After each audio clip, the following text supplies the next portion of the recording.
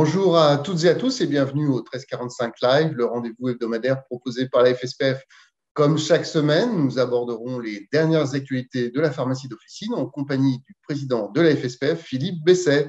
Nous répondrons également à quelques-unes de vos questions à la fin du live. Mais sans plus attendre, passons aux questions d'actu.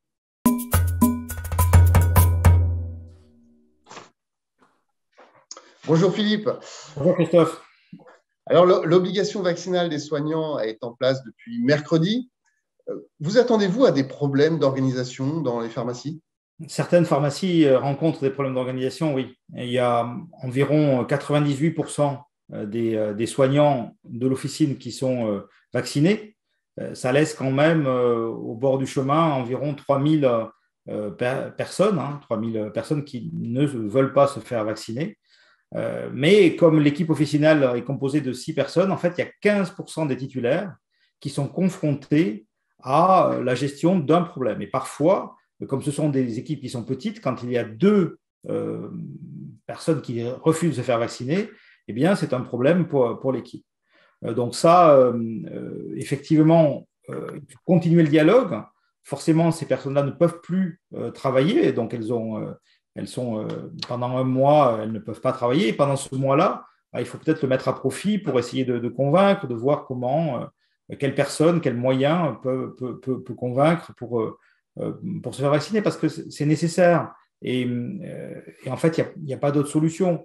Donc, on ne peut pas accueillir des gens dans une officine en risquant potentiellement, enfin en majorant le risque de leur donner une infection quand il y a une solution disponible et dans le frigo de l'officine.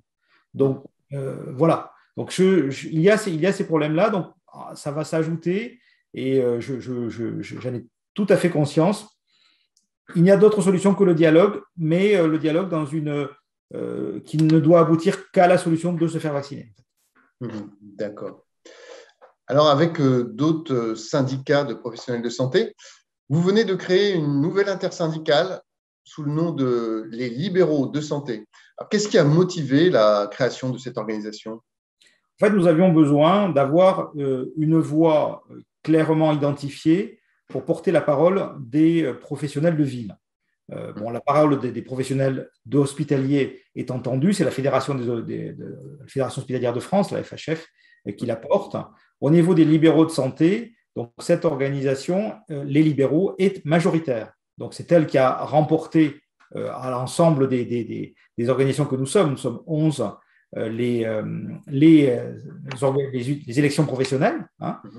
Et donc, nous avons décidé de porter la voix des libéraux. Donc forcément, excusez-moi, il y a des médecins, pharmaciens, infirmiers. Il y a médecins, pharmaciens, infirmiers, kinés, orthophonistes, chirurgiens dentistes, pédicures-podologues, toute la variété de métiers de la santé qui sont dans cette organisation-là. Et qui sont tous majoritaires au sein de leur profession. Alors, ils ne sont pas tous majoritaires au sein de leur profession, mais le bloc est majoritaire au sein de l'Union nationale des professionnels de santé, qui est en fait le Parlement des professionnels. Donc, en gros, l'UNPS, c'est le Parlement des professionnels libéraux, et les libéraux de santé, c'est le groupe majoritaire. Voilà. D'accord. Ce que nous devons faire, ce qui est important, c'est le fond. Qu'est-ce que nous devons faire ensemble ? Donc, défendre la voie de la convention, c'est-à-dire qu'en fait, nous sommes favorables au contrat avec l'assurance maladie, à la négociation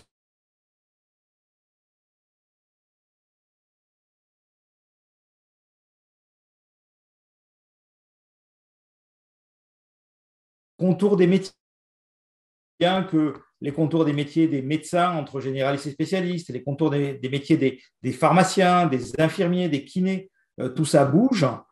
Et c'est un peu, actuellement, ça bouge en silo, c'est-à-dire qu'en fait, les pharmaciens négocient avec l'État, les infirmiers négocient avec l'État, les médecins négocient avec l'État.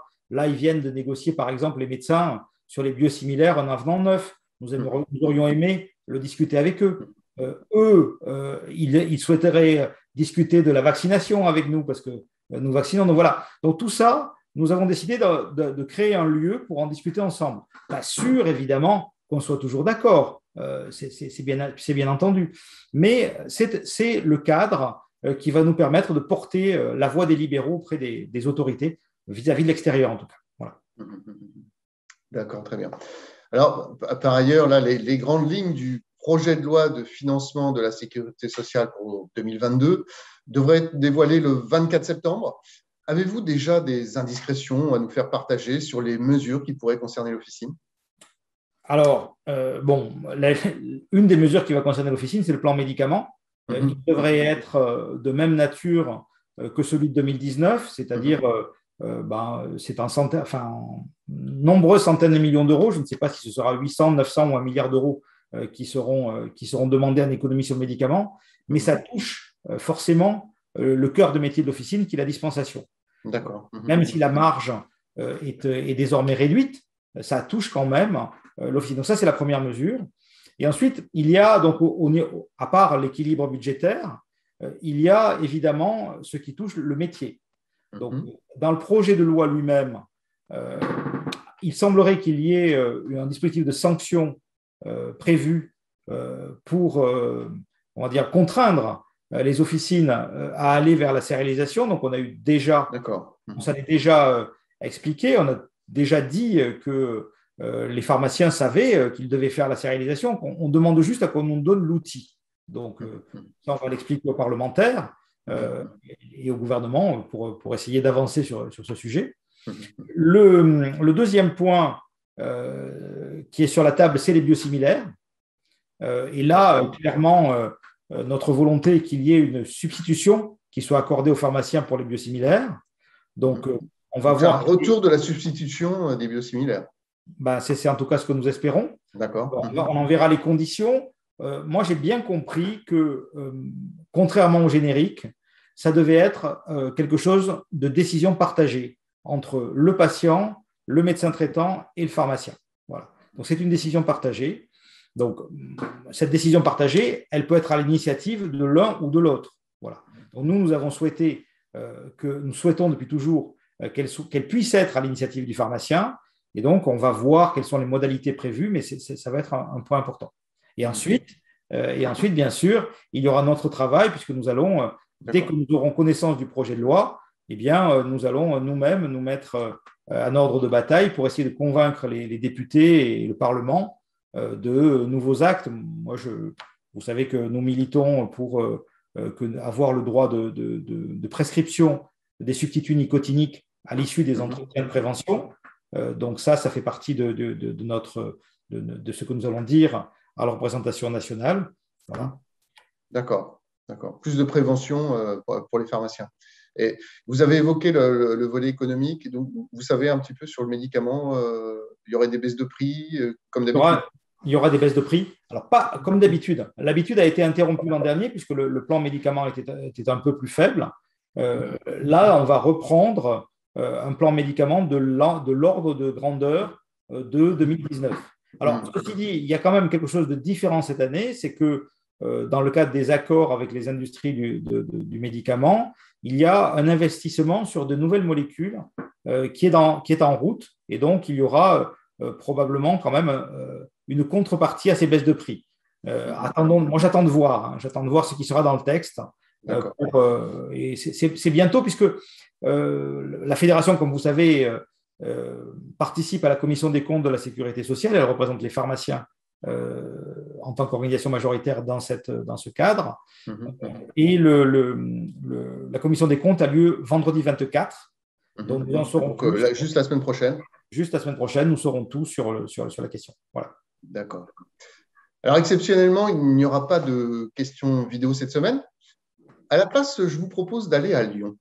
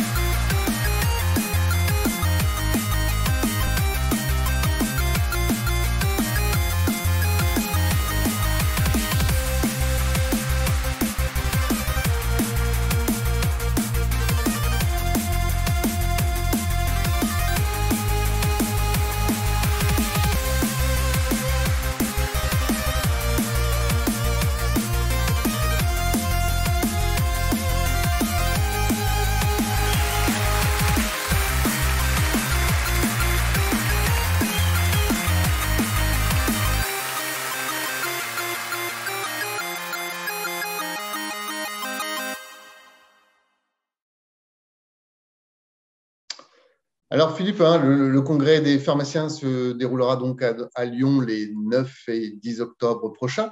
Alors quels seront les temps forts de ce congrès? Est-ce que vous pouvez déjà nous donner les grandes lignes du programme? Alors déjà, le premier temps fort, c'est qu'on se retrouve enfin ensemble. Et donc, c'est la première fois qu'un congrès professionnel va renaître. Donc, nous aurons un salon avec tous nos partenaires qui seront là, laboratoires, fournisseurs de l'officine, les informaticiens, les grossistes répartiteurs, tout le monde. Je suis parti dans une liste, donc je ne veux pas oublier personne, il y aura tout le monde. Voilà. Et bien sûr, un programme avec un samedi très politique, on va dire, puisque après l'inauguration par le président de région, donc M. Vauquier, il va y avoir un grand débat que j'aurai avec le directeur général de l'assurance maladie, Thomas Fathomme. D'accord. À l'occasion de ce débat, nous allons évidemment évoquer l'avenir à court terme, qui est la négociation conventionnelle. C'est bien sûr le cœur et l'enjeu de ce congrès. Nous avons ensuite des ateliers avec plein de thèmes. Je vous laisse aller voir sur le site du congrès. Et l'après-midi, trois temps forts. Un premier avec l'allocution du ministre de la Santé. D'accord. Ensuite, nous avons... j'ai voulu inviter, et vraiment, c'est un grand honneur pour les pharmaciens, parce que c'est la première fois qu'un ancien président de la République sera présent et va pouvoir s'adresser à notre profession. C'est donc notre ancien président de la République, François Hollande, qui fera une conférence sur sa vision de la santé dans la politique publique, dans l'avenir et également dans le passé, puisque nous allons lui demander de voir quelle est sa vision sur cette crise sanitaire et comment mieux se préparer dans l'état à venir, à la fois en France et à l'international. D'accord. On conclura avec un moment fort aussi sur le Ségur du numérique. Vous savez c'est un des points importants pour la fédération que de rénover l'ensemble des logiciels métiers, et c'est aussi ce qui est prévu dans le cadre du Ségur, et nous aurons les promoteurs du Ségur qui viendront nous expliquer tout ça. Ça, c'est samedi. Le dimanche matin, on revient, donc après ce samedi très politique, on revient entre nous, donc dans la chaîne du médicament, avec une conférence un peu rétexte et avenir sur comment est-ce que la pharmacie va, fort de ce qu'elle a vécu depuis 2 ans, prévoir un avenir autour de la santé publique. Donc, notre présidente de l'ordre sera là. Nous aurons des industriels, un groupement, pharmaciens pour débattre. Nous attendons tout le monde. Venez nombreux. Je vois que les inscriptions vont bon train. Et donc, ça va être très bien, bien sûr. Il faudra que tout le monde soit vacciné. On vérifiera les passes sanitaires, et pour ceux qui ont des doutes, nous aurons à disposition, bien sûr, un stand de test antigénique pour toute vérification éventuelle. Alors, pour tout renseignement et inscription, je vous invite à vous rendre sur le site congrèsdespharmaciens.org. Voilà, nous allons prendre, Philippe, maintenant quelques questions des internautes. Est-ce que vous les voyez défiler? Non, je vous laisse les lire, hein, peut-être. Je laisse les lire. Alors, moi, j'en vois une déjà. Bonjour Philippe. La FSPF n'a pas voulu reconduire l'actuelle convention pharmaceutique. Quelles sont les conséquences pour la profession? Alors, le principe, c'est qu'on s'est opposé à la tacite reconduction, c'est-à-dire que la convention, elle continue le temps qu'il y en ait une autre qui soit négociée. Donc, ça ne change rien, en fait, pendant le temps de la négociation, mais ça force un petit peu la main au pouvoir public pour les inciter, pour démarrer la négociation conventionnelle. En fait, traditionnellement, la négociation conventionnelle, ça fait 2 fois, elle a lieu entre janvier et mars, juste avant l'élection présidentielle. Ça s'est passé en 2012, ça s'est passé en 2017. Nous avons l'objectif de cette opposition, c'est de dire il faut qu'on avance de quelques mois la négociation parce qu'on tombe en plein dans les élections présidentielles et c'est vraiment compliqué de négocier alors que le pouvoir politique, en fait, est en phase de campagne. Voilà. Donc, j'espère, et je sais d'ailleurs ce qui est probablement ce qui est dans les tuyaux, que cette négociation va démarrer dès le mois prochain, dès le mois d'octobre. Voilà, avec donc 3 mois d'avance sur la phase, et c'était ça l'objectif. Donc, nous aurons, j'espère, une nouvelle convention pour 2022. C'était ce que nous souhaitions. On a encore le temps de prendre une question. Là, j'en ai une sur la formation des préparateurs à la vaccination qui ne se ferait pas en présentiel. Oui, alors, très clairement, les préparateurs sont autorisés à vacciner dans le cadre de l'état d'urgence contre le Covid. Contre la Covid. Donc, ça, il faut que vous voyez que en fait, les autorisations sont issues de bases légales. La base légale qui autorise les pharmaciens à vacciner, c'est le Code de la santé publique, c'est passé au Parlement, c'est du droit dur. Nous avons l'autorisation de vacciner pour tous les vaccins par la loi, et ensuite, ça se fera dans le temps, mais c'est du droit dur. Pour les préparateurs, c'est ponctuel pour l'instant. Donc, c'est uniquement dans l'état d'urgence, et donc, justement, il faut un dispositif qui soit rapide.